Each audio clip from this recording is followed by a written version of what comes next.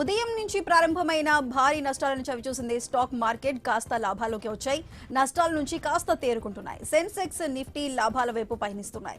ఉదయం నష్టాల్లో ప్రారంభమైన మార్కెట్లు మదుపర్లకు కాస్త ఊరటనిచ్చాయి. ప్రస్తుతం సెన్సెక్స్ 132 పాయింట్ల లాభంతో 82,324 వద్ద కొనసాగుతోంది.